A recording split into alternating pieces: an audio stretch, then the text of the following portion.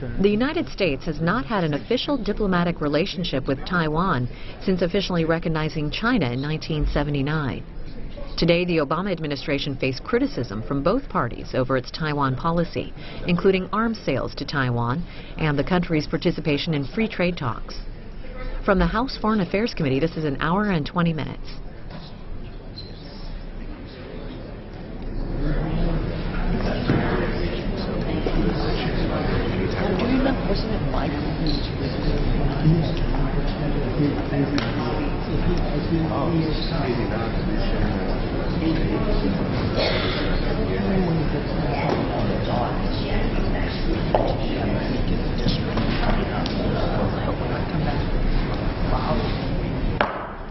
This hearing will come to order. I'm going to ask all members to take their seats. This hearing on the promise of the Taiwan Relations Act, let me just say it's been 35 years. And for that period of time, the Taiwan Relations Act has served as the legal framework governing the important relationship between the United States of America and the Republic of China, Taiwan. Since the Act came into force in 1979, there have been few other pieces of foreign policy legislation as consequential as the TRA. Indeed, it is the steadfast support of the United States Congress that has helped Taiwan become what it is today, a thriving modern society that strongly supports human rights, strongly supports the rule of law and free markets, and is democratic. The purpose of today's hearing is to consider whether the administration is doing enough to fulfill the larger promise of the Taiwan Relations Act. America's support for Taiwan is now more important than ever, and it is vital that we speak with one voice when it comes to our support for Taiwan. Strengthening the U.S. relationship with Taiwan is one of the committee's top legislative priorities. In fact, I have led 2 bipartisan delegations to Taipei in the last 13 months. Last year, our delegation trip included a visit to Taiwan's World War II-era submarines based near Kaohsiung. And just last month, the committee delegation of 8 members of Congress traveled to Tainan to see firsthand the fleet of fighter jets that serves as the backbone of the Taiwanese Air Force. The fact that the first batch of these jets entered into service in 1965 is a stark reminder that Taiwan needs continuous U.S. support in order to maintain a credible deterrence across the Taiwan Strait. On this front, I reluctantly submit that we are not doing enough to meet the spirit of the Taiwan Relations Act. We need to do more here in the United States.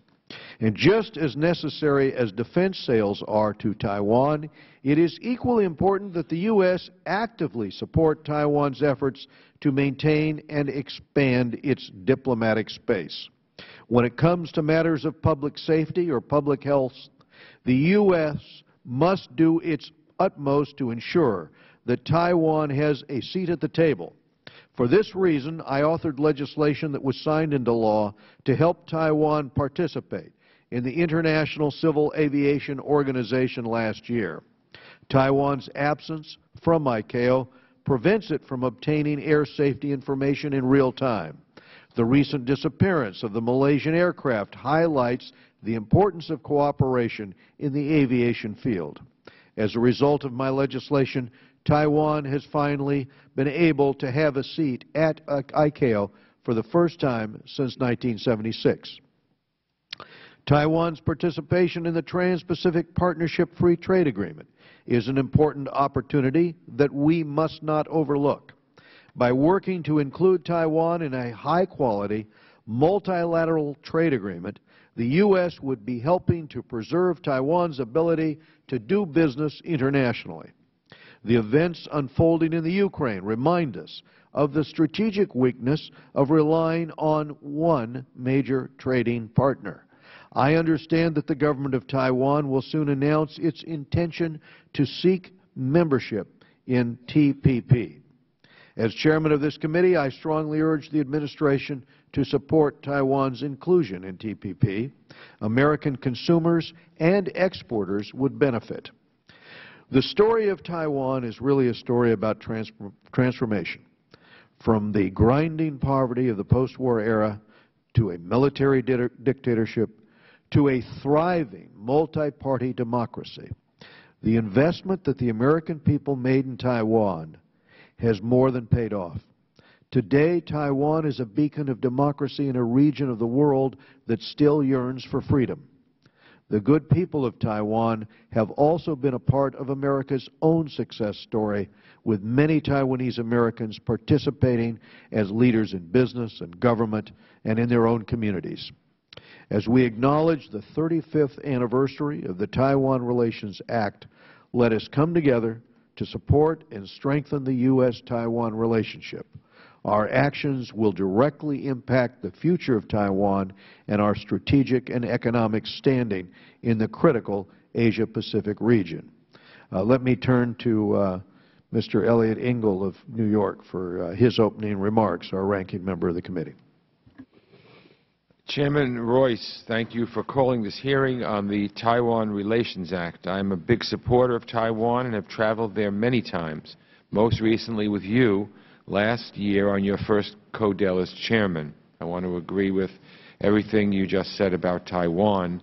Next month marks the 35th anniversary of the Taiwan Relations Act. The act, passed in 1979, is the cornerstone of the relationship between our two nations. It has been instrumental in maintaining peace and security across the Taiwan Straits and in East Asia, and serves as the official basis for friendship and cooperation between the United States and Taiwan. I am proud to be a lead sponsor with you, Mr. Chairman, on HRS 494, which reaffirms the importance and relevance of the Taiwan Relations Act 3 decades after its adoption. Taiwan is a flourishing multi-party democracy of over 20 million people with a vibrant, free market economy. It is a leading trade partner of the United States, alongside much bigger countries like Brazil and India. Over the past 60 years, the U.S. Taiwan relationship has undergone dramatic changes, but Taiwan's development into a robust and lively democracy underpins the strong U.S. Taiwan friendship we enjoy today. Our relationship with Taiwan was initially defined by a shared strategic purpose of stopping the spread of communism in Asia. With the end of the Cold War, Taiwan's political evolution from authoritarianism to one of the strongest democratic systems in Asia has transformed the U.S.-Taiwan relationship from one based solely on shared interests to one based on shared values. One of the main obligations of the United States under the Taiwan Relations Act is to make available to Taiwan defensive arms so that Taiwan is able to maintain a sufficient self-defense capability. Despite an improvement on the political and economic ties between Taiwan and mainland China, Beijing's military buildup opposite Taiwan is continuing, and the balance of cross-strait military forces continues to shift in China's favor. I encourage the administration to work closely with Congress in meeting our obligations under the Taiwan Relations Act and to provide Taiwan with the defensive weapons it requires. In that light, I am very concerned about the decision of the U.S. Air Force not to fund the so-called CAPES program in next year's budget that would have upgraded the avionics system of F-16 fighter jets, including about 150 of Taiwan's F-16s. The Taiwan Defense Ministry now faces a tough decision on how to move forward with the upgrade of its fighters at a reasonable cost, an upgrade that it desperately needs. I hope our witness will be able to shed some light on this issue and on a way forward for Taiwan and the United States. Taiwan's political, economic, and social transformation over the past 60 years has demonstrated that a state can be modern, democratic, and thoroughly Chinese. Taiwan's example is an inspiration for other countries in Asia and throughout the world that linger under the control of one person or one party. The fact that Taiwan has now held 5 direct presidential elections is a clear sign of the political maturity of the Taiwanese people and frankly a signal to Beijing that any change in relations between Taiwan and China cannot be imposed by the mainland. For many years I've been a staunch supporter of the people of Taiwan, and I will continue to lead efforts here in Congress to demonstrate continued U.S. support for Taiwan. I think it's a moral obligation for the United States to defend Taiwan and to be supportive of Taiwan and to stand with Taiwan. So I look forward to the testimony of our witness this morning and in hearing his view on how to further strengthen ties between the United States and Taiwan. Thank you, Mr. Chairman. Thank you, Mr. Engel. We'll have two more opening statements. 2 minutes from Mr. Shabbat of Ohio, Chairman of the Asia Subcommittee, and then 2 minutes from Mr. Brad Sherman of California. Thank you, Mr. Chairman, for calling this important hearing. I was pleased to join you in the traveling to Taiwan just a couple of weeks ago, and I think we had a productive trip and certainly had the opportunity to meet with a host of top Taiwan officials, especially President Ma. I know my colleagues on the CODEL were very happy with our warm reception and the many courtesies extended to us by our hosts, so we appreciate that. As one of the original founding co-chairs of the Congressional Taiwan Caucus, I am, of course, a strong supporter of a strong U.S. Taiwan alliance. Taiwan is a democracy. It's a loyal friend and ally, and it deserves to be treated as such by the U.S. government. As we commemorate the 35th anniversary of the Taiwan Relations Act this year, it's only appropriate that we strive to move even closer to the policy objectives set out in that landmark piece of legislation, chief among which is the principle that our diplomatic relationship with the PRC, the People's Republic of China, is premised on the expectation that the future of Taiwan will be determined by peaceful means. For over 3 decades, the Taiwan Relations Act has served as the cornerstone of U.S. Taiwan relations. Along with President Reagan's 6 assurances in 1979, the Taiwan Relations Act has played an indispensable role in the maintenance of peace and security in the East Asia-Pacific region. Taiwan has come a long way since 1979. It's conducted direct presidential elections, something that would have been unthinkable back in 1979. These open and vigorously contested electoral campaigns testify to the values of pluralism, transparency, and the rule of law, shared by our two nations and deeply rooted in Taiwanese society.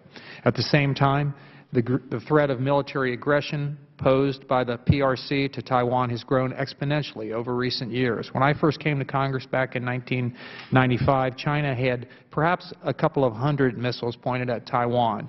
Since then, it grew to hundreds of them and is now 1,600 short and mid-range ballistic missiles. I look forward to hearing from our witness this morning and the continued relationship between the United States and Taiwan, which is very important to both countries. Thank you. Mr. Sherman. Yes, I want to commend the chairman for putting together and leading an outstanding CODEL to Asia, particularly to Taiwan. I see Mr. Weber, Mr. Messer, and of course Mr. Shabbat was on that CODEL. And I remember Mr. Shabbat leading us in our effort to seek the release on humanitarian parole of former President Chen. I don't think we can conclude one way or the other about the judicial determination there, but certainly given his poor health, given his service to the country, and given the unifying effect this would have, I would hope that we would continue to press for a humanitarian treatment and release of Mr. Chen. I think that it's important that we provide Taiwan for the tools to defend itself, but Taiwan needs to act as well. Taiwan spends less than $11 billion on its defense, less than 1/5 per capita what we in America do, and God blessed us with the Pacific Ocean separating us from China. Taiwan has only the Taiwan Straits. On a percentage of GDP basis, Taiwan spends roughly half what we do. So we should be willing to sell them the tools, and they should be willing to spend the money to buy those tools.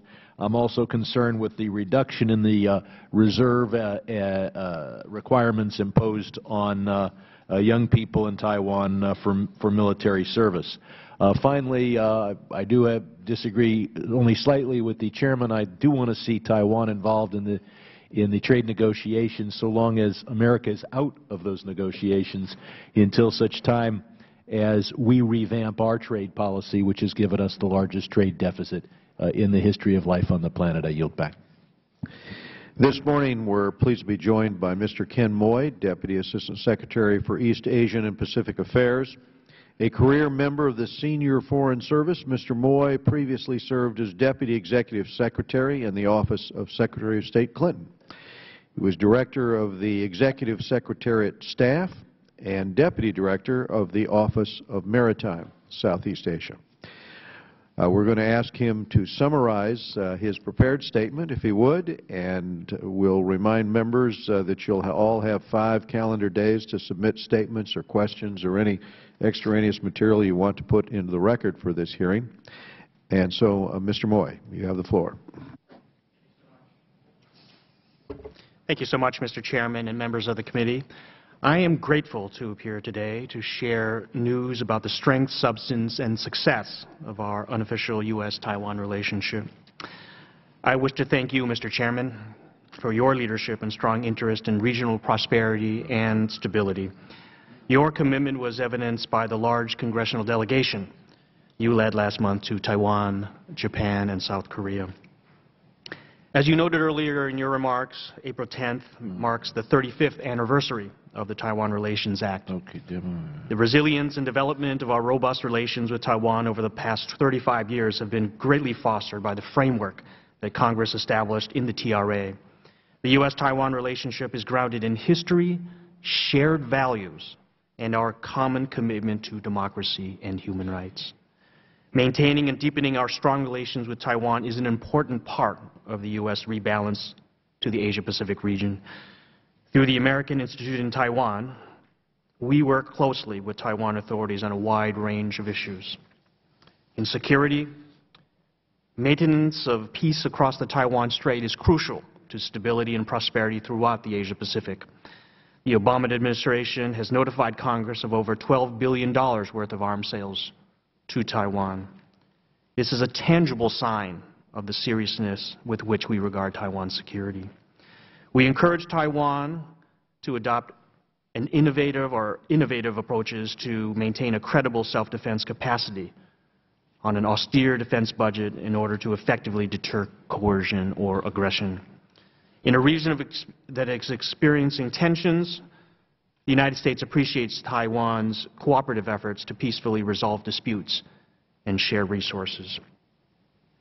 In the area of the economy and economic engagement, in 2013, Taiwan was the 16th largest export market for U.S. goods and the 8th largest export market for U.S. agriculture, fish, and forestry products.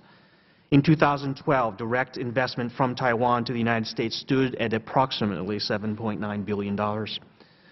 Our commercial relationship with the people on Taiwan is vibrant and continues to grow.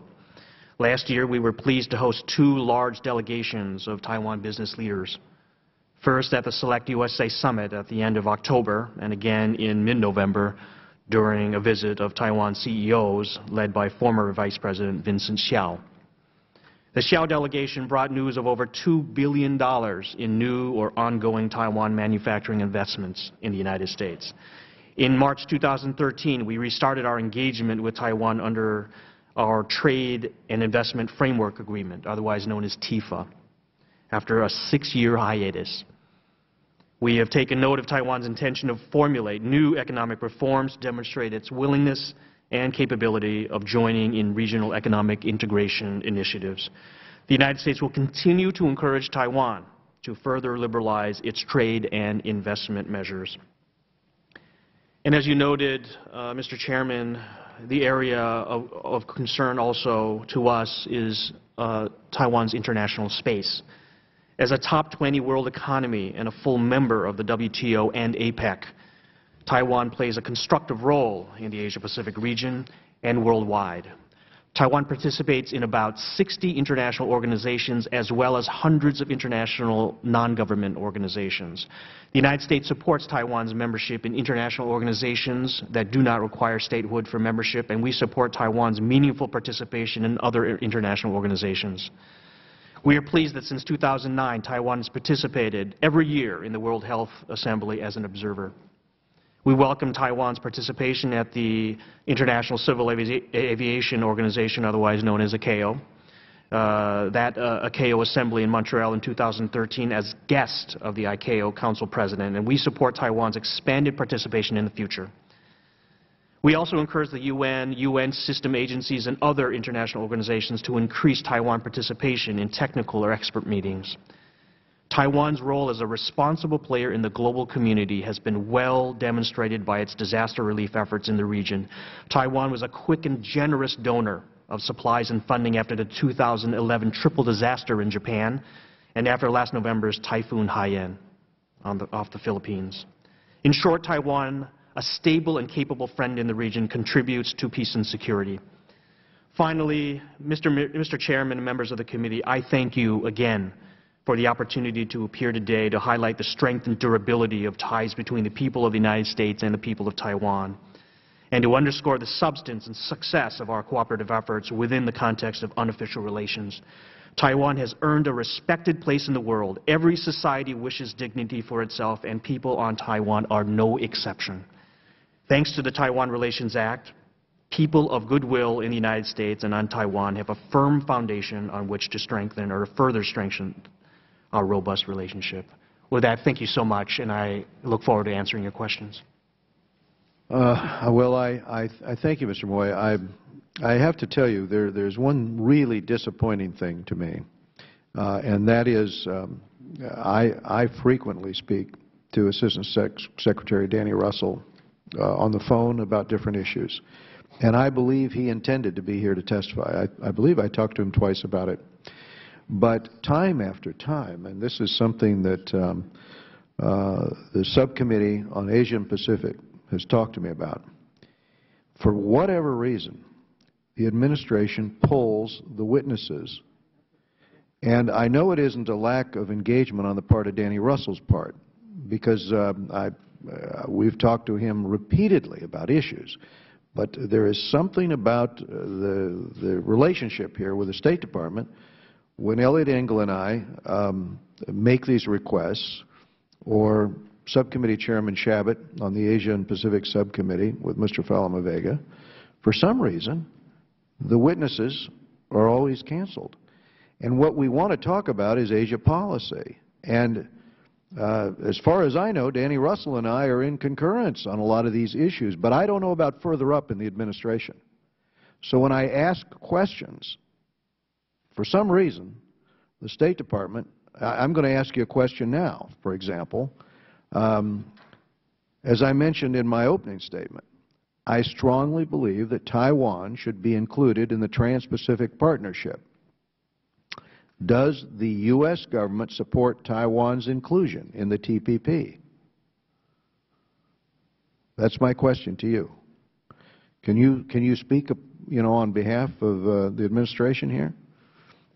Thank you very much. I do appreciate your comments, and I did have a chance to speak to Danny Russell before coming up, and he wanted me to pass on his regrets and also his appreciation for your setting up this meeting.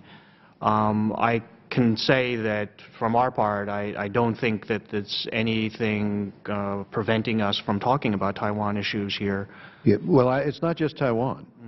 If Subcommittee Chairman Shabbat wasn't equally concerned about this, equally disappointed, as he brought up with the Secretary of State here yesterday, I probably wouldn't bring it up. But it's just a pattern that at this point, to us, the Asia-Pacific region is vitally important. We spend a lot of time on this issue, and we want the administration to be equally engaged on this. And so if you'll carry that information back, but again, particularly given Taiwan's almost singular reliance on cross-strait trade, does the U.S. government support Taiwan's inclusion in the TPP? Well, thank you, and I will relay those comments to my colleagues. It certainly isn't a statement about our commitment to very strong U.S. Taiwan unofficial relations. In fact, I think that we have a very strong record, and I think we have a very good story to tell about that. With regard to your question about TPP, we welcome Taiwan's interest in it, and we've heard from them very recently about their interest. We also welcome, and I think that you met with President Ma Ying-jeou on your recent congressional delegation, but we welcome his steps to liberalize Taiwan's economy. I think that, as you know, we are in ongoing negotiations on TPP. And I think what I can say about this is that, perhaps it's best if we move toward conclusion on those negotiations before we discuss additional membership. But I think that, we're taking a step-by-step approach here. We have heard from Taiwan as well as others about interest in TPP. And we certainly, again, welcome that interest, and we are willing to definitely consider, along with some countries that have approached us most recently, we are willing to discuss TPP in the future. Well, one of the most important aspects of TPP, beyond the important trade-related benefits, is that the grouping will help shape East Asia's multilateral political architecture by firmly anchoring nation-states in a binding legal agreement. I want to make certain that Taiwan is part of that agreement. I think it's critical to Taiwan that it be included, not only because it's in one of the world's top 20 economies, but also because it is in our own strategic interest, and adding Taiwan to TPP will allow it greater access to other trade agreements with Europe, for example. It's going to serve as a strong symbol of American support, and that is why I strongly support this. And there was another issue I wanted to just briefly talk to you about, and that's the F-16 upgrades. Does the United States remain fully committed to Taiwan's F-16 upgrade program?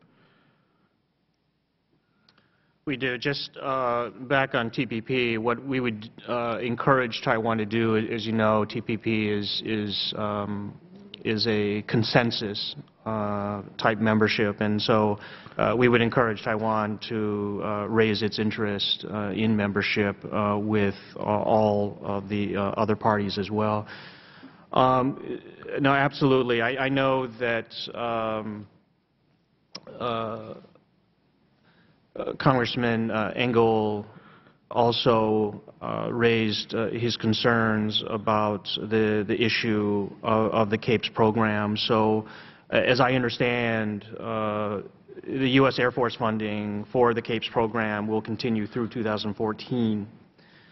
The U.S. Air Force F-16 Program Office has determined that the lack of U.S. Air Force participation beyond fiscal year 2014 will not have a significant impact on the Taiwan program, and that all funding can be covered in Taiwan's current letter of offer and acceptance. As a result, potential cuts in USAF or U.S. Air Force funding for the CAPES program will not negatively impact the Taiwan F-16 retrofit program. Mr. Chairman, we certainly are committed to the F-16 retrofit program. I think that we have demonstrated that, and we have certainly had discussions with Taiwan in that regard. It's discouraging to me and to others because, of course, many of us here, including myself, wrote you, talked to the administration about sale of new F-16s. So now we're talking about retrofit. We want to make certain that this goes forward. I would suggest the sale of new F-16s would be an easy solution to this. I strongly support this, but my time's expired. I best go to Mr. Eliot Engel of New York. Well, Mr. Chairman, thank you. Let me pick up where you left off. Of course, in my opening remarks, I talked about the F-16s and the CAPES program, and I'm really very concerned about it. And you know, the Taiwan Defense Ministry now faces a tough decision on how to move forward with the upgrade of its fighters at a reasonable cost. And this is an upgrade that it desperately needs. So, you know, maybe they'll continue with it, maybe they won't. I'm concerned about Taiwan being able to maintain its fleet of F-16s, and certainly the decision that we apparently made, the U.S. Air Force made, not to fund the CAPES program, was a poor decision. It just makes no sense to me whatsoever. And, you know, when it comes to Taiwan, there's this sort of undercurrent that we feel over time where, you know, we bend over backwards to try not to upset the sensitivities of the Beijing regime. And frankly, it irks me. Not that I don't wish to have good relations with Beijing, because we should, but not at the expense of our relations with Taiwan, or not at the expense of our friendship with Taiwan. And so it really just irritates me that we make a decision like this, which has an adverse impact on our friend Taiwan, and doesn't seem to be for any good policy purpose other than to placate Beijing. So I just, Chairman and I have said the same thing. We haven't even really discussed this. We both independently come up with this because we're just very disturbed about it. Well, thank you very much. I regret I'm not able to speak for my colleagues in the Air Force for that. I do understand your concerns, and I will relay those to my colleagues. But what I do want to do is to strongly emphasize that our improvement in bilateral relations with the PRC does not come at the expense of our relationship with Taiwan. In fact, I think that our relationship with Taiwan right now is as strong as it ever has been, and we have oftentimes emphasized that point, that certainly we have an interest in strengthening relations with Beijing, but absolutely not at the expense of our very strong relationship with Taiwan and the people on Taiwan. Well, I certainly hope that that continues to be the case, because sometimes it appears that that's not really the case. But yeah, I'll take your word, and you know, want it duly noted that we on this committee feel very strongly about it. Let me ask you this, Mr. Moy: what steps is the administration taking to ensure that Taiwan is accorded an appropriate level of participation in international organizations such as the World Health Organization and the International Civil Aviation Organization? Yeah, thank you very much. As I stated in my introductory remarks, it is an area that is of primary importance to us. It is a priority that the expertise from Taiwan is recognized. There is so much professional expertise there, so much knowledge in Taiwan that it deserves to be recognized in international organizations. This is not just a matter of knowledge, however. It's a matter of dignity, too, and we take it very seriously. So we do review different opportunities to expand. I think just one that the chairman had noted, and you may have also as well earlier, was the International Civil Aviation Organization, ICAO. And I think that working together with a number of other countries, we have supported not just Taiwan's sort of guest participation as they appeared as a guest last year at the Assembly, but more frequent interaction with ICAO, because there is a lot of technical expertise that they can bring to those types of meetings.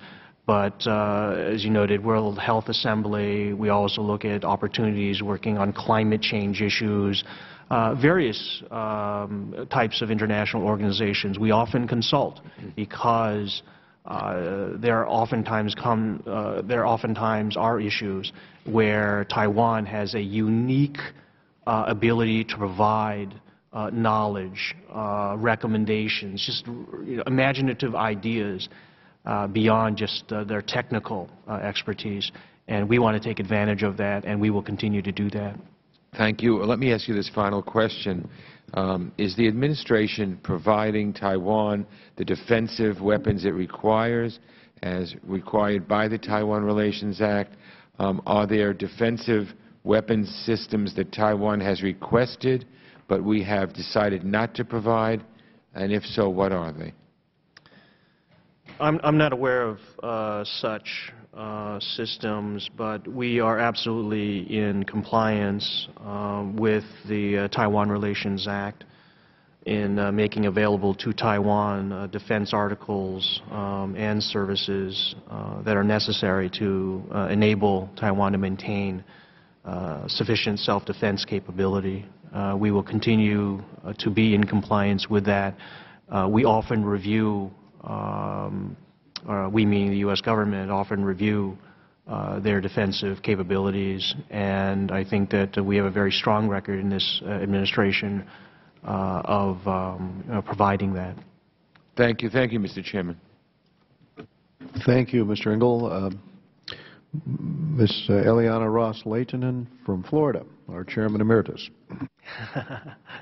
Thank you so much, Mr. Chairman. Thank you to you and to our ranking member for holding this important hearing, because relations between the U.S. and Taiwan are at a critical juncture.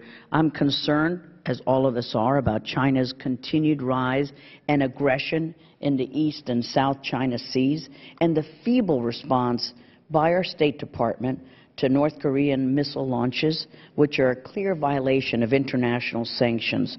The people of Taiwan have every reason to fear developments in the West Pacific, to worry about the future of their land, and to question both the resolve and the commitment of the United States. How tragic.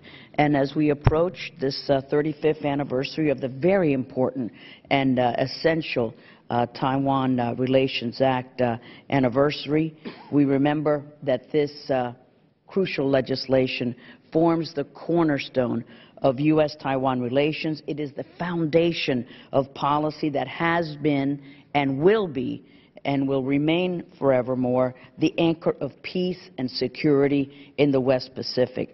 But as we reflect on the promise of the Taiwan Relations Act on this 35th anniversary, we must also gauge the fulfillment of its specific policies and re-examine the lack of strategic vision in this part of the world, and talk about where we go from here as we watch China again increase its defense budget by double digits, begin construction on a second aircraft carrier, establish an air defense identification zone in the East China Sea, and continue its aggression over the Senkaku Island.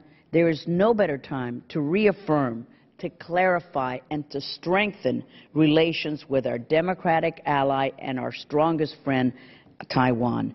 But instead of recommitting to Taiwan, we continue to hear our State Department speak in half-truths, invent a laundry list of items that hinder our relations with Taiwan and our Pacific allies, and do everything it can to not provoke China. And that sadly seems to be our policy with Taiwan. Don't antagonize China. The Taiwan Policy Act, introduced by my colleagues, the chairs of the Taiwan Caucus and me, passed out of this committee last August. The bill aims to rectify these problems by advancing the sale of essential defense articles. I would like to point out that the new sales of F-16s is included in this bill. It encourages high-level visits between the U.S. and Taiwan officials. It promotes bilateral trade agreements. What is the administration's policy on the Taiwan Policy Act? Secondly, how does the administration plan to counterbalance China's power when we don't even commit to our democratic ally, Taiwan, and by extension, any of our other regional allies? And thirdly, what is the administration going to do to develop Taiwan's economic bond with the United States, its independence, strengthen our economic bonds? What is the State Department's policy, the Obama administration's policy on Taiwan, other than don't make China mad? Thank you very much. I don't think that our Taiwan policy is founded on the principle of let's not make China mad. In fact, I think that if you look at the record, we have done an enormous amount to expand our relationship, strengthen it in all areas. It's not just the security aspects of it, it's the economic side. It's also the people-to-people side as well. As you may know, and with the help of others, we granted Taiwan. I apologize, but the time is so limited, only 35 seconds. Have you read the Taiwan Policy Act that we have filed? I'd like to give that to you and have an administration policy on it. And how are we counterbalancing China's power and committing to Taiwan? Thank you very much. I think that I'm, of course, very pleased to take a look with my colleagues at the legislation. But I think, again, we have a very strong record of support for Taiwan. And through our unofficial relations and in accordance with the Taiwan Relations Act. As I noted, the 35th anniversary is a reason to celebrate. It's a reason to also commemorate just how far we've come, what we need to do in the future. We can still, refine, enhance. Excuse me, I appreciate that, and I know my time is up, Mr. Chairman, but I don't believe that the people of Taiwan share those sentiments. I don't think that they see us as upholding the principles that are enshrined in the cornerstone of our U.S. foreign policy related to Taiwan, which is the Taiwan Relations Act. It promises a lot, and I think that the people of Taiwan would think that we haven't really fulfilled those missions. Do you think that we have? I do believe, I haven't seen any recent polls, but I would imagine that the people on Taiwan regard the U.S. relationship, if not the most important relationship for Taiwan. It has got to be right up there. They are good friends of ours. They think like we do. Their values we share. I would think that they are very supportive of the things that we have done. Do you think that we need to do more? We are always looking for ways to strengthen relations, just as we're looking in the larger context in our rebalance to Asia. We want to strengthen our relationships with our allies. We want to strengthen our relationships. And new sales of new F-16s and higher technology planes for defensive needs of Taiwan? Again, we have had a very strong record of providing defense articles to Taiwan, and Thank you, Mr. Chairman. Well, thank you. We go now to Mr. Brad Sherman, California. Thank you.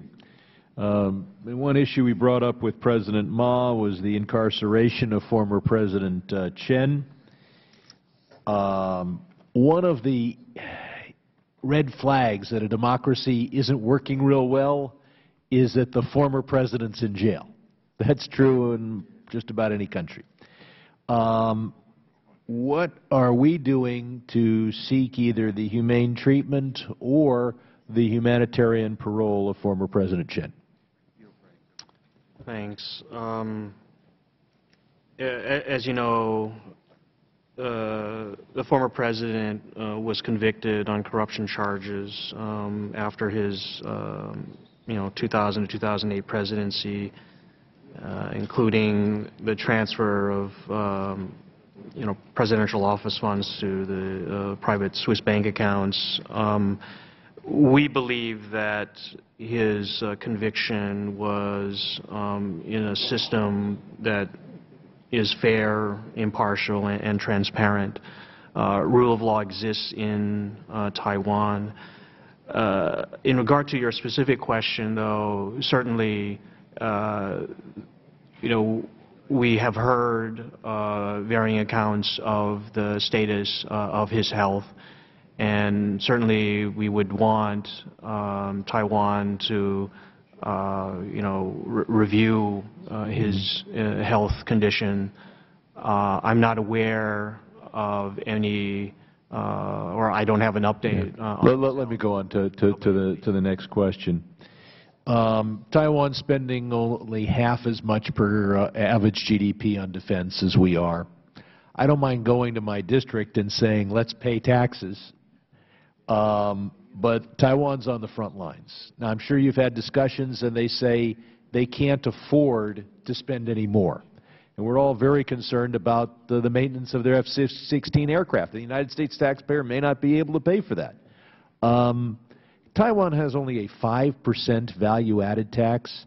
Has the United States pushed Taiwan not just to spend more on its defense, but if they say they don't have the money, to make its value-added tax or other taxes at the rate of our European allies, who also we push to pay for their own defense? Well, certainly on the issue of spending more, we have encouraged Taiwan to fulfill what it has said in the past, that it will spend up to 3% of GDP on defense. And so why do we accept 3% for them, and including veterans benefits, 5% for us? Well, this is what President Ma has stated in the past, and so we do hope that we do understand. I think the best way to get the 3% is to start demanding 6%, or insisting that a good ally that seeks our support, that for a country that faces possible eradication or forced incorporation, ought to be doing well more than the United States per capita. And I think if we start talking about 6%, we may someday see the 3 or 4%. We'd like to, that would be a minimum. Finally, what are we doing to push Taiwan to adopt better laws against peer-to-peer websites for piracy of movies? Well, I think that this is part of our economic engagement with Taiwan. What we have said in the past is, and this is in terms of all of our dialogues, we would like to have a little bit more confidence, especially in areas like intellectual property protection. But are we specifically focusing on peer-to-peer websites, the lack of legislation in that area, and the pirating of our movies? Yeah, I'm not aware of that specific. Well, I hope that you would make that a definitely specific intellectual issue. property protection is a priority of ours. Absolutely. A general statement about intellectual property protection won't have the specific effect, may have no effect compared to the specificity. And I hope that you will specifically focus their attention on the peer-to-peer website piracy of our movies. Finally, what steps is the administration taking to make sure that Taiwan has appropriate participation in international organizations such as World Health Organization, ICAO, and the Climate Control UNFCCC? Thanks very much. As I noted earlier, international space is a priority of ours, and we are looking for opportunities for Taiwan, experts, professionals to shine in their fields in international fora. We'll continue to do that. It really does help those organizations. It really does help the global community when they are able to participate. Thank you. Mr. Chris Smith of New Jersey. Thank you, Mr. Chairman. Mr. Moy, thank you for your testimony. Over the past few years and across 2 different administrations, we have witnessed an alarming number of gushing statements by senior American officials on the U.S.'s One China policy. Last year, PLA General Chen Bingde during a visit to Washington, claimed that Secretary of State Hillary Clinton stated the U.S. policy maintains there is only one China in the world and that Taiwan is part of China. Not long after that, Admiral Mullen said that he shared the view of a, quote, peaceful reunification of China. Well, let me ask you, Mr. Moy, the People's Republic of China, as we all know, is a dictatorship. It is a gulag state. And would we have wished that reunification of West Germany into East Germany when Honecker was ruling as a cruel dictator in East Germany? I think not. So I think those kinds of statements are not helpful. I do believe, and I want to ask your view on this, as to whether or not the time has come that the Cold War relic, and I know all about the Shanghai Communique, I've read it. I actually had an argument with Li Peng once in China when we brought up human rights, and he said the Shanghai Communique said nothing about human rights at all, and that's true, but he used that as a dodge and as a way of precluding any discussion on human rights. But shouldn't we have a one China, one Taiwan policy? And secondly, if you could, the Taiwan, the Act, Section 2, points out that the enactment of this Act is necessary to help maintain peace, security, and stability in the Western Pacific. What are the consequences for the U.S. security if Taiwan were to come under PRC control? And do we fully realize that such a shift would have devastating implications for U.S. longstanding security partners and allies in East Asia, including Japan and South Korea? Thank you very much. I think I might have been in that meeting with Li Peng that, that you speak of. Frank Wolf and I, you might recall. It was a few years ago. Thank you very much for your comments. I think what I'd like to point to is most recently, I think that you've probably, you may have seen in the press that there has been more dialogue between the two sides of the strait. Recently, the head of the Mainland Affairs Council from Taiwan, Wang Yuqi, met with Zhang Zhijun, who's the head of their Taiwan Affairs Office. We have gone on record as saying that we support that kind of warming of ties. And I think one of the reasons why there has been such a discussion is that we have been so supportive of Taiwan, giving them the confidence that they can, so they can have these kinds of dialogues. So I think that we do have a very strong record of that. We do support the increased dialogue between the two sides. In terms of consequences, I wouldn't want to get into any sort of hypothetical kinds of scenarios here. I don't think that that is something that we view as very likely right now. And the our one China have we anticipated what happens? I mean, we do have scenarios that we certainly consider at the Pentagon and at State. Well, I don't. You know, it's not something that is sort of a normal feature of our discussions, these types of the hypotheticals. What I can say is that, you know, I know I heard your remarks about the one China policy, but this is it's a policy that has endured through many administrations, and again, I think that it is what we have done, and much of this has to do with the Taiwan Relations Act. But it has given Taiwan a great deal of confidence over the last few years to increase the kind of you know, intensity of discussions with the PRC, knowing that the United States is always in support is, I think, greatly comforting to the Taiwan side.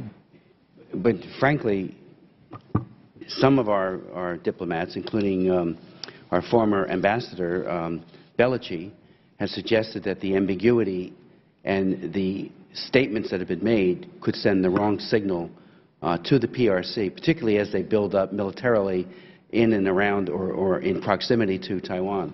And of course, with the saber rattling that we see occurring in the South China Sea, and an ever-expansive foreign policy, the ugliness towards Japan coming out of Beijing, you know, the useful diplomatic fiction, perhaps it was useful for a while, it seems to me, could inadvertently lead to a miscalculation by Beijing about what happens if they take Taiwan? I don't think that Beijing questions U.S. resolve on the Taiwan issue. We continue to be extremely supportive, and we continue to expand, our unofficial relations, and that, I think, does a great deal to help strengthen and to allow for a more sort of peaceful and stable environment across the strait. Thank you so much, sir. Mr. Lowenthal of California. Thank you, Mr. Chair. I have one statement I'd like to, before I ask any questions, echo the Chair's comments. I recently visited Taiwan and met with many government officials and found it very, very educational. And I, too, believe very strongly that the State Department and the government should understand the importance of Taiwan being part of the TPP. And I think that should be a message back. So before I ask a question, that many of us, I think, really strongly believe in that we should do whatever we can to encourage that development.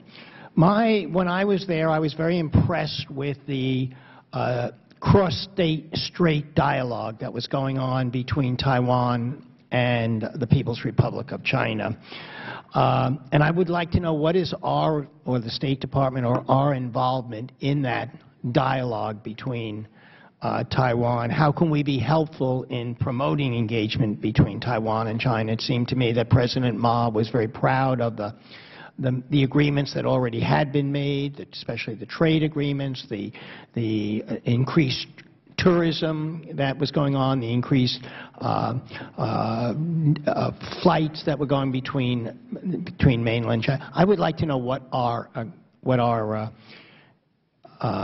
involvement in that has been. And the second question is, what is your perspective on the current and forthcoming political situation in Taiwan, including the 2016 presidential election in which President Ma will be termed out? How will that affect the cross-strait relationships, and will that be one of the defining characteristics in terms of that election?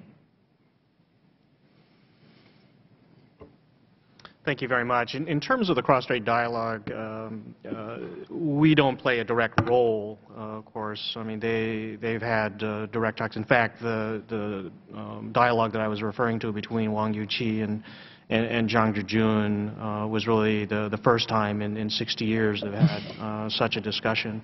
What we have done, however, is I think we have given Taiwan a great deal of confidence through our policies, through our direct assistance, and that has enabled them to, I think, have more engagement across the strait. And we believe that more engagement, especially if it's at a pace that is consistent with the aspirations of the people on Taiwan, the people on both sides of the strait, we would very much support that, because we think it creates a more stable and peaceful environment. But it does have to come at the pace that the people feel comfortable, the people on Taiwan feel comfortable with. In terms of the upcoming election, I mean, we don't really sort of speculate on how that's going to affect cross-strait relations, but it is a good time to highlight how we have been and still are of the thriving democracy that exists in Taiwan. It is really remarkable. I mean, just personally, the first time I went to Taiwan was in 1978. You just cannot imagine the change that has taken place there. And, Mr. Chairman, when you go to Taiwan, it just highlights the kind of values they share with us. And you know very well that it is this very kind of energetic kind of democracy that exists there. And so I won't speculate on, we don't get involved in their sort of domestic politics and how that's going to play out in terms of their foreign policy in the future, their cross-strait policy. But it is really a good time to celebrate what is a remarkable story in Asia. the democracy that exists in Taiwan. Thank you. And I yield back my time.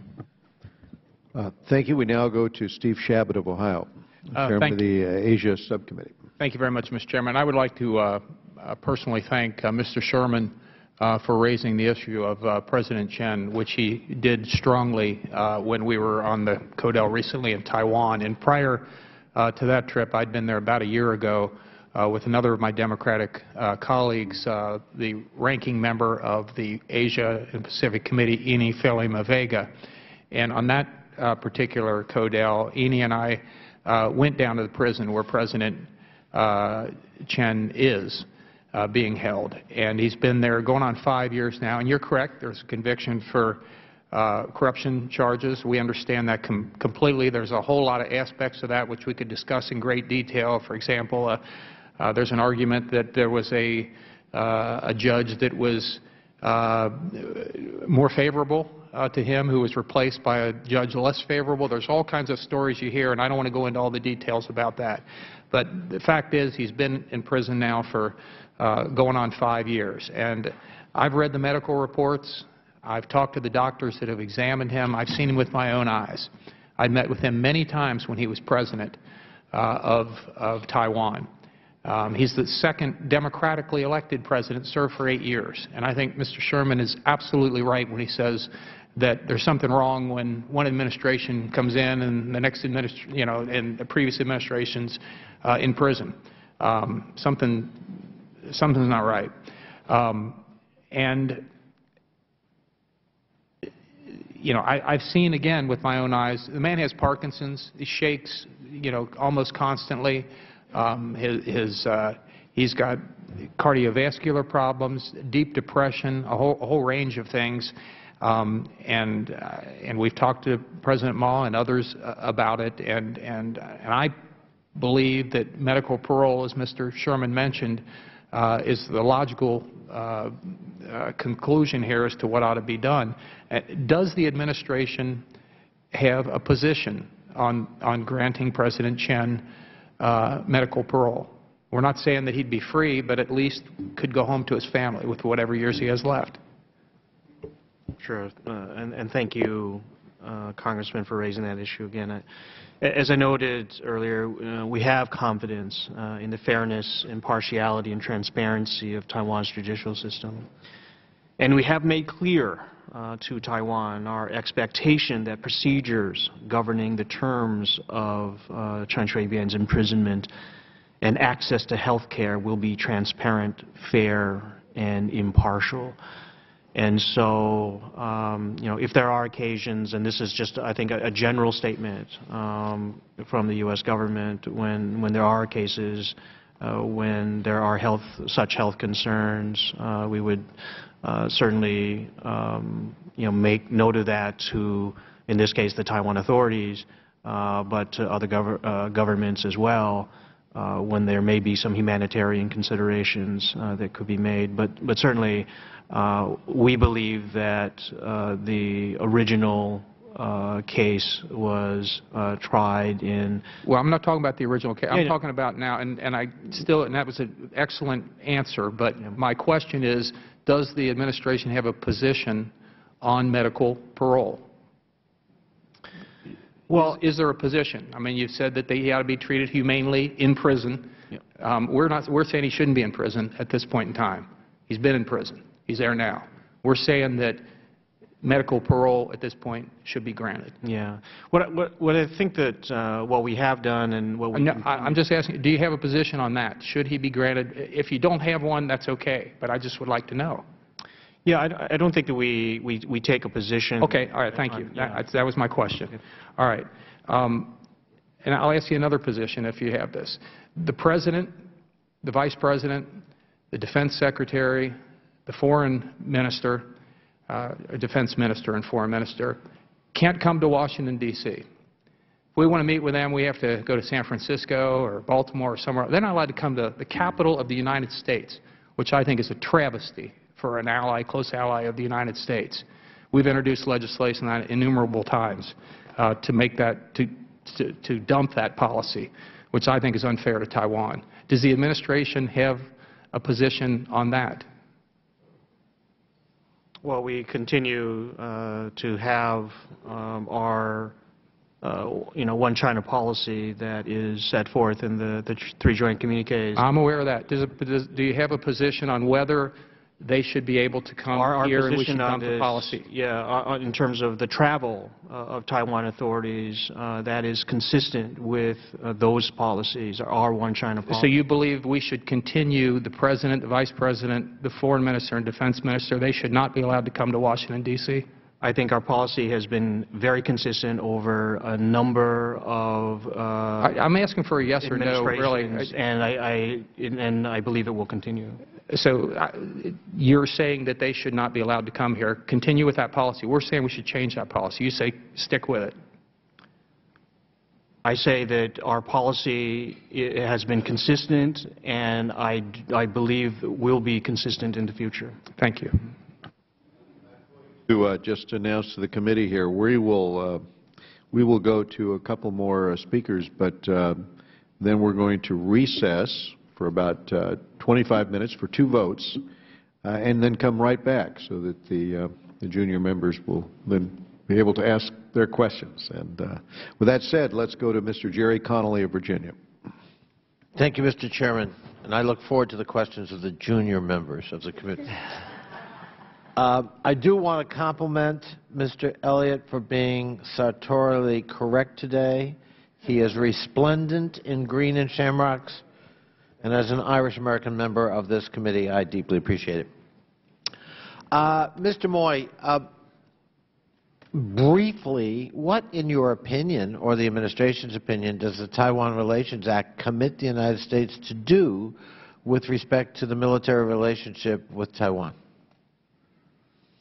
Well, as I noted earlier, we are obligated to make available to Taiwan defense articles and defense services that are necessary to enable Taiwan to maintain a sufficient self-defense capability. It is an obligation that we don't shirk.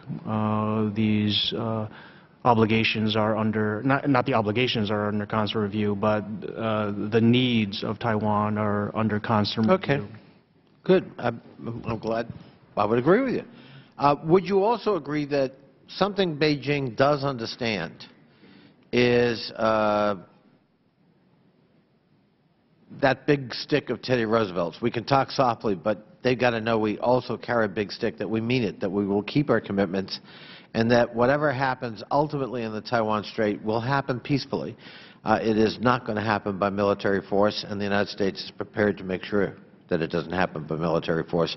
You think, especially in light of Chinese behavior in various and sundry islands throughout the Pacific Rim, that that message is maybe more important than ever from the United States with respect to Taiwan? Well, I don't think, as I noted earlier, I don't think that the PRC doubts our resolve, our continued positive presence in the East Asia Pacific region. Really? With respect to Taiwan? I think absolutely with respect to Taiwan. All right. Well, so, gee, the United States in 2001 tentatively agreed to sell diesel submarines to Taiwan. 13 years later, where are we in that submarine sale?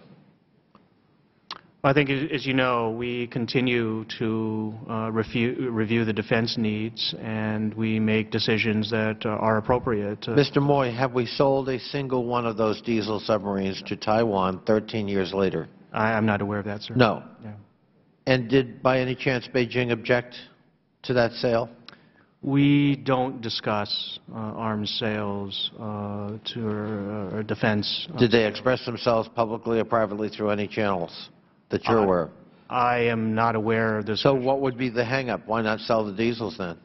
Again, we make decisions not with the People's Republic of China in mind. We make those decisions based on what we feel are our needs. Oh, so the decision tentatively to sell submarines to Taiwan in 2001 is still under consideration as to whether it really meets your definition of appropriate defense for Taiwan. There are a range of systems. There are a range of different packages that we constantly... What about F-16s? The Congress has repeatedly said the sale of 66 F-16s makes sense to us. Is that also under review for whether it's an appropriate part of the defense of Taiwan? We made the determination that the F-16A/B retrofit was the most appropriate type of weapon system to sell to Taiwan, and we continue to believe that's the case. And what about military exercises? Any consideration to maybe including Taiwan, for example, in RIMPAC? Well, we always, consider, and this is our policy worldwide, we are always considering, different participants. I'm not aware of such consideration, but I think my colleagues in the Defense Department can better address that. I just, we don't want to ever be provocative, but we need to stand by our alliances. We want a good and productive relationship, it seems to me, with the People's Republic of China.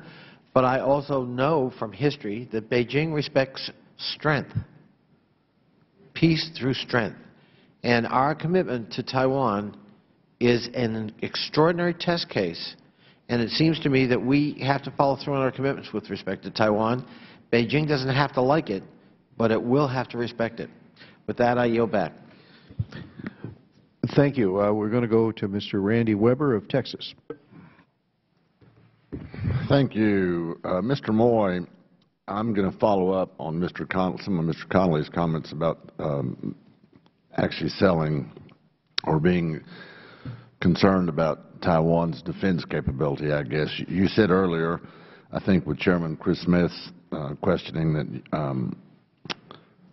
you don't, when you make decisions, y'all don't consider Beijing in your decisions, and you just reaffirm that with my colleague, Mr. Connolly. I think Chris Smith raised the issue of a one China policy. Does it not bother you that that exists? That there are statements that people have made, high-level officials that said they agree to a one China policy? Does the administration not view that as a problem?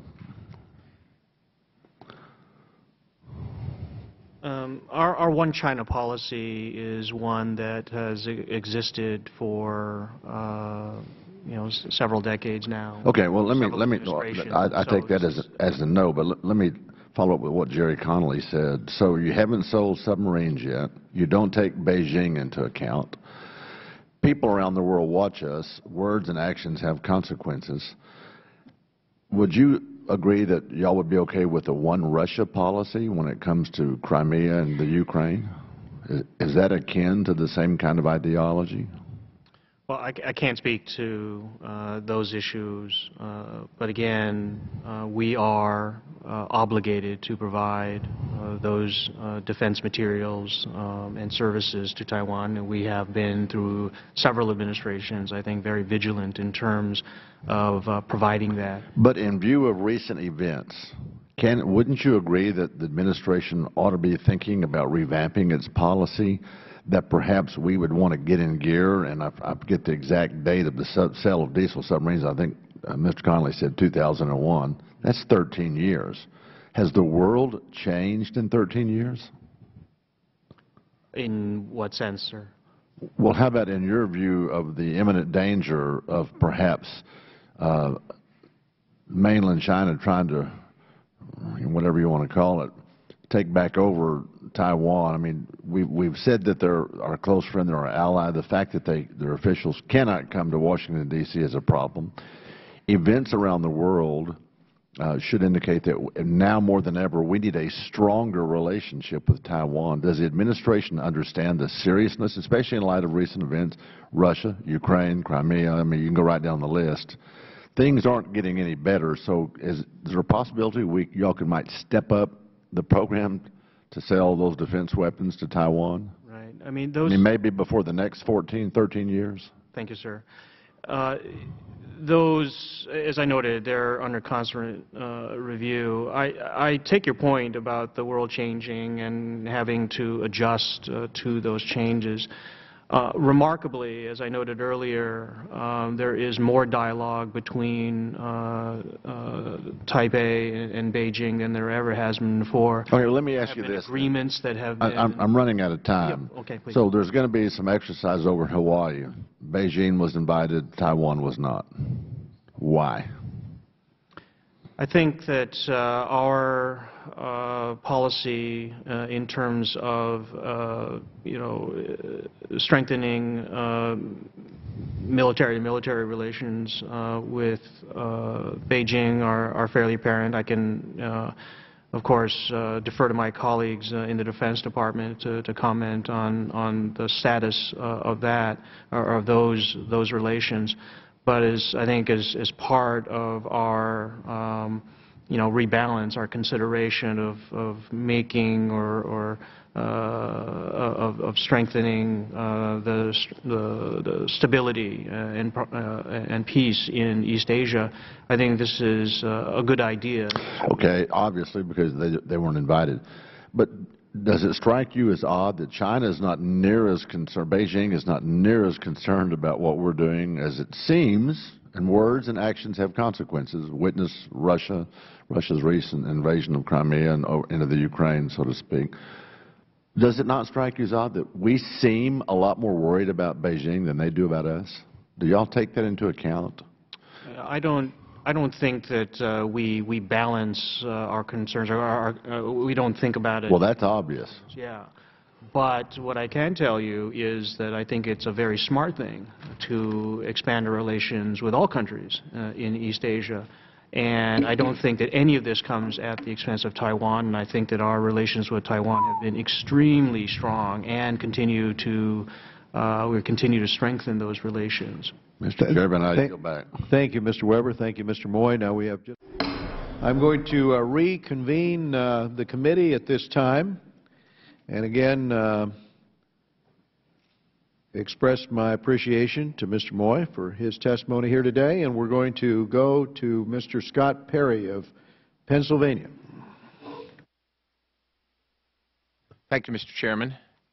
Mr. Moy, I appreciate your presence here. I feel like I can't get a whole lot of straight answers, so I'd like to go to some kind of yes and no format if I could, because it seems to be a lot of time just kind of discussing the fact that the administration is interested in talking about or considering or whatever. Regarding the force buildup, the PLA force buildup, U.S. analysts assess that the primary driver of the PLA's force buildup is preparation for conflict over Taiwan's status, including contingencies for possible U.S. intervention. So that's U.S. analysts. So the question is this still the assessment of the executive branch? Briefly.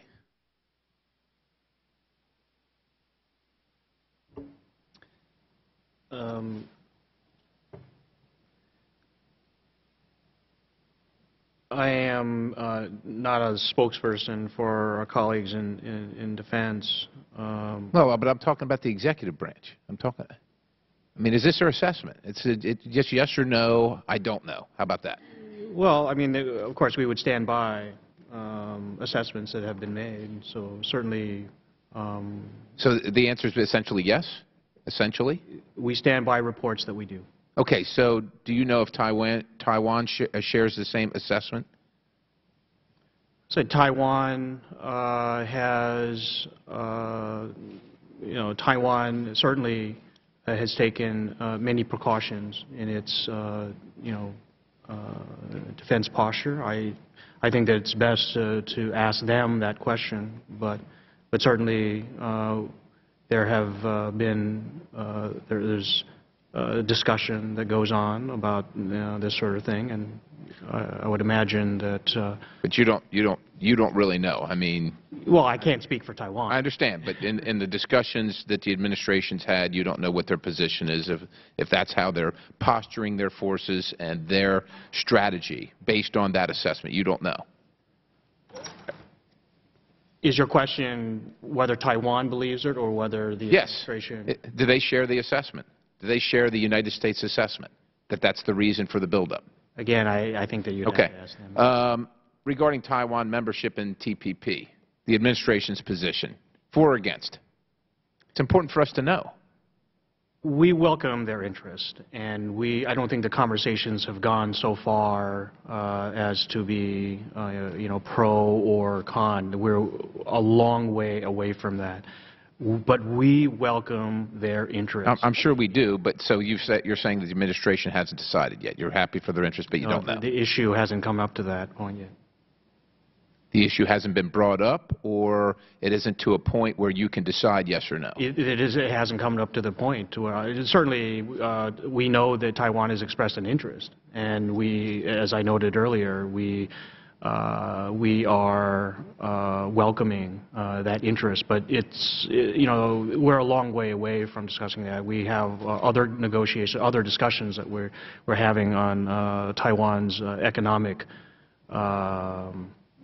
policies, and we're certainly engaged in those, and we want to continue warming our economic and trade relations with Taiwan. All right. Regarding the PRC's Air Defense Identification Zone, the ADIZ, what have been concerns in Taiwan's response to the PRC's ADIZ announced in November 2013? I'm sorry, what do you mean by concerns? The administration's concerns. Do you have any? Are you in agreement? Well, I think what's important here is President Ma has gone on record as expressing concern. What he has said in public and what is encouraging is that he wants a peaceful, sort of stable environment in the region, that if there are disagreements, they should be resolved through dialogue. Let me stop you there if I could, because I just have a little bit of time left. Do you know what our response would be if there were an Air Force or Navy intercept in the ADIZ? If the PLA had an intercept of Taiwanese aircraft or marine vessels in that area and there was some incursion, what would our response be? Yeah, I'm not going to get into any sort of speculation on kind of a hypothetical situation, but we have gone on record in response to the announcement of this ADIZ as not accepting it. And so, again, I don't want to speculate on any kind of all right. Thank you, Mr. Chairman. Possibilities in the future. Thank you, Mr. Perry, and thank you, Mr. Moy. Thanks for committee, being here before our committee today. And as you can see, there is tremendous bipartisan support for Taiwan. It is my sincere hope that the administration will take a more proactive stance on Taiwan, including working with Taiwan so that it can join the Trans-Pacific Partnership. The Asia-Pacific region is going to witness significant growth in economic prosperity in the next 10 years, and positioning the United States, we are after all on the Pacific Rim, to position us to take advantage of this opportunity is a task that we take very seriously on this committee. And as chairman of this committee, I've made the Asia-Pacific region a top priority. So I look forward to working closely with the administration on this and other issues, and I thank you, and the hearing is adjourned.